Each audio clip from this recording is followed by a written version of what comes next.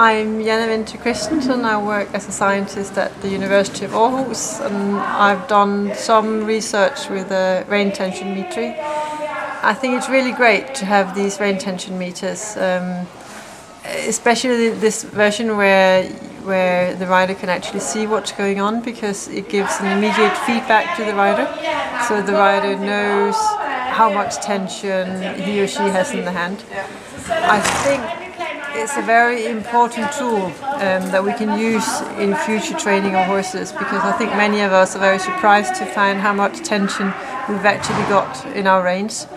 I think it's a very important tool that can be used to make our aids lighter, and also we'll become much more aware of when we have tension in the reins.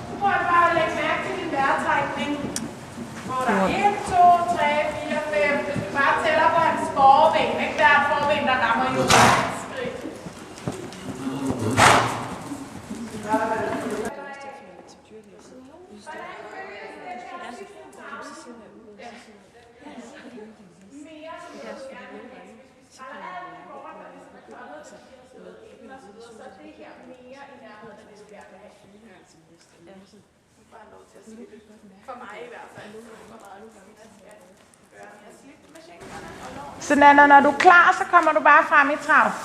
So what we were training with Nana is she had problems on the circle. When she was coming to the open part of the circle, the shoulder popped out and the horse was not turning. And the more the horse was falling out, the more Nana was pulling on the inside rein and getting her body a little crooked.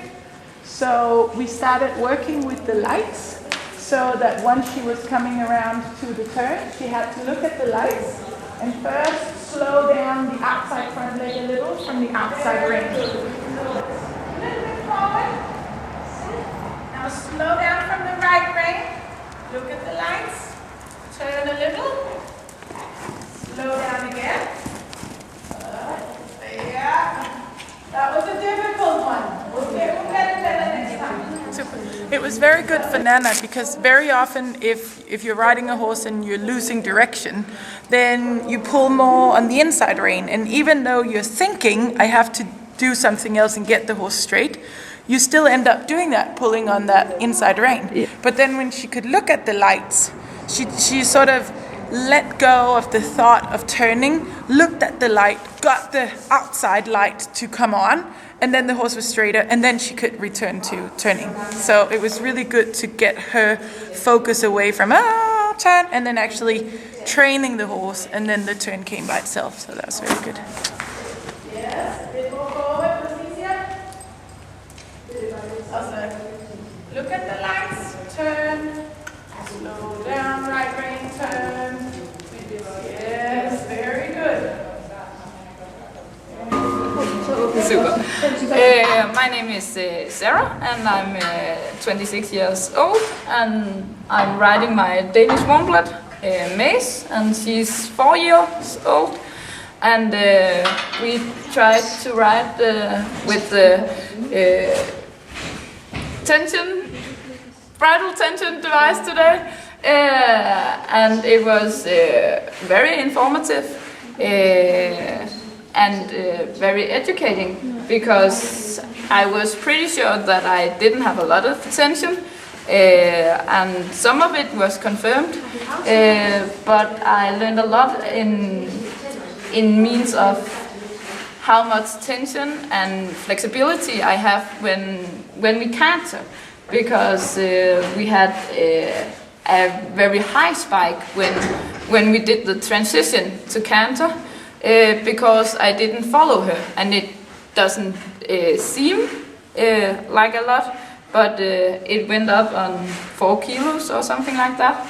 And the same when I cantered her.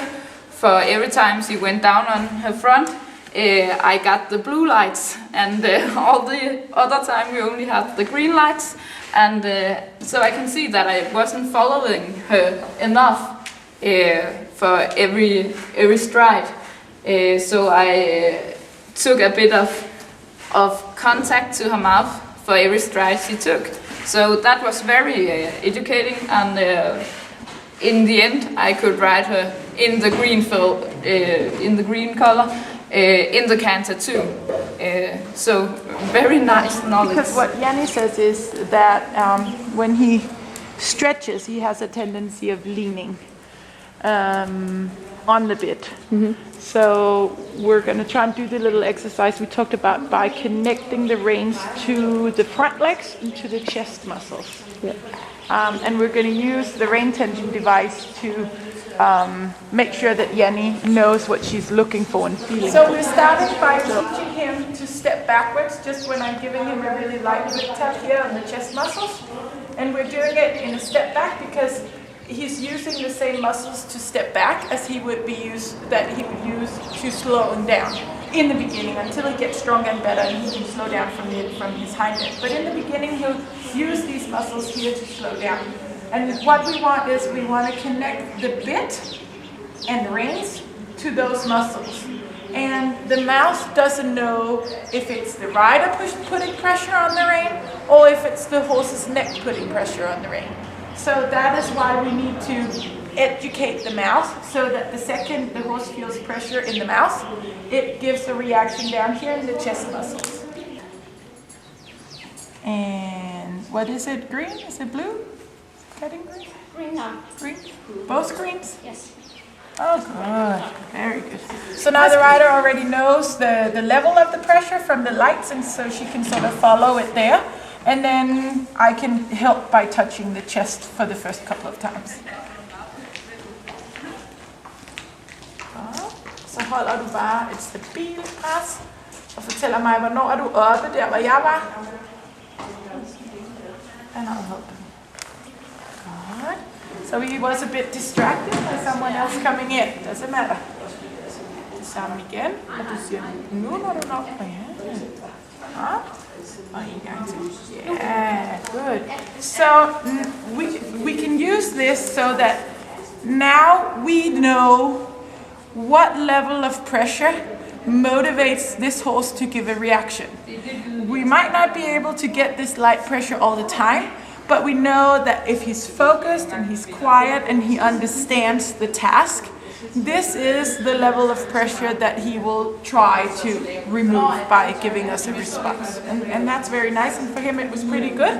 It was a very low pressure, so even though we maybe started out by thinking the horse was a little heavy and a little dull because he likes to hang on the rein, we know now that if he knows how to relieve the pressure, he will do it at a very light pressure. So that's sort of what we're aiming for.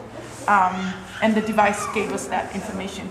And for the rider as well, she knows that it's okay to go those 2 or 3 lights, because that's what's working for him right now. Because this is what happens. She goes to trot, and he starts leaning on the bit. And then she's been trying to make him go forward to not lean on the bit, but the bit is supposed to connect to the chest and to the front legs in the beginning. So now what we did instead was that when he was leaning on the bit, the mouse felt pressure, and then she had to stop him because we're teaching him that when you feel pressure in your mouth, you have to slow your legs down and then we release. So hopefully we're going to see that after a couple of repetitions that he's going to stop leaning on the bit, because he knows that now they connect to the body and not to the neck. Og ned i skridt. Og giv efter. Ja, godt Janne. For du kan godt mærke, hvis du bare holder fast der, kommer til at bære ham rundt, ikke? Godt, så skridt igen. Og klar, undskyld, det var godt. Og let tøjle. Ja, og ned i skridt. Og giv efter. Godt. And so now we can start working with the blue and the green lights again, so that she goes up to a blue light before he starts to react. But then when he starts to react, she can go back to a green light and stay there until he gets the walk, and then she can release completely. Yeah, before he would run away if something was too scary. And when the rider did apply pressure on the rein, he would pull against it, like he's doing now. Så ned i skridt. Ja, og giv efter. Good. So that little extra mental tension brought back the old behavior. So he went back to leaning on the reins again, as what has been the problem. A big horse for a little lady, and he's been hanging on the hand. So the first, very nice, the very first thing to do for them was the little exercise with the bit and connecting the reins to the front legs and to the chest muscles, so that the behavior of leaning on the bit will go away. Maybe bring him to walk, Janne? Just eat. Yeah, very nice.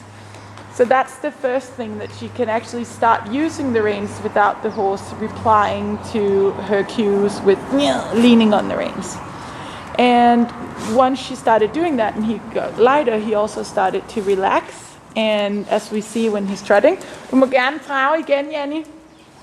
He's completely stretching his top line. And if we look behind the saddle, he's a little long, and he's had a lot of problems in his lumbar part. Sometimes we see a little bit of funkiness in behind, which is probably due to that.